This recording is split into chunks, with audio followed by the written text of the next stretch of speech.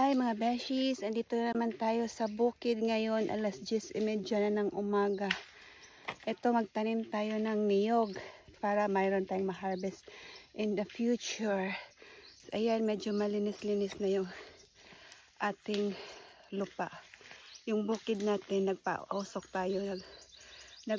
tayo para yung mga damo na putol noon o natabas is mga napatay na. Ayan o, susunugin yan sila para yung hindi natutubo yung iba. Kasi sumisibol na naman yung kahoy na pinutol. Ayan sa mayroon na namang bagong sibol. Yan dito. Kaya doon sila nagpausok muna. Yung ginagather yung mga patay na mga puno, ganyan. Tapos sunugin para malinis na completely. So malaki-laking area pa to. So habang sila doon tabas, nag-gather ng mga damong patay na damo, magtanim tayo ng niyog. Ito yung niyog na itatanim ko. Kasi doon lang sila napabayaan lang. Sayang naman pag hindi tinanim o mayroon ng tubo. Ayan. So dito maghukay ako ng lupa para tamnan ng niyog. So, maghukay tayo.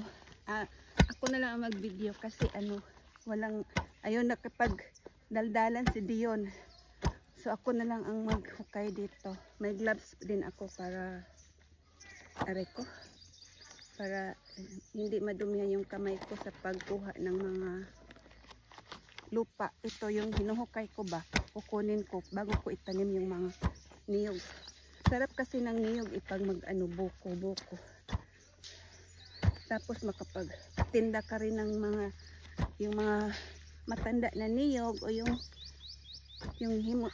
gawing gata. Ayan, sumagup tayo dito. Hukay tayo. Kayod tayo para may harvestin tayo sa kinabukasan. So, pagdating ng tamang panahon, mamunga na po sila. So, ka na lang. Pagpunta ulit dito, marami ng bunga. O, diba, mag-harvest na lang. Kaya, kayod. So, ito yung trabaho namin pagpupunta sa farm. Nagtanim din kami ng mga prutas.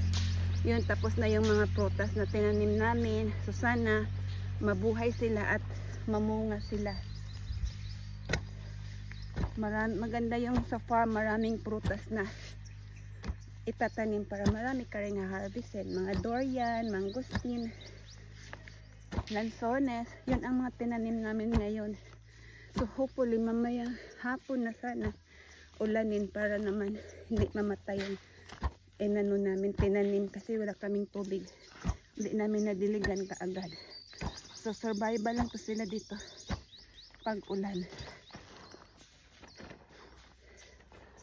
So ito na yung itatanim kong niyog. Oh, ayan, itanim ko yan dyan. Ibaon ko yan siya dyan. Tapos ganyan lang. So pagdating ng panahon, di mo alam, tatanda ka, oy, meron ka ng harvestin, di ba? Yeah. Yun lang, meron pa akong dalawa, meron na siyang sibol, saka yung isa. Tapos meron pa din doon, tumubo lang. So itanim natin ng maayos para marami ang. So sana walang ahas dito kasi tanghaling tapat, tapos mainit, tapos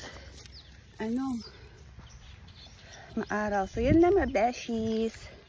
So yan na yung tanim kong niyog.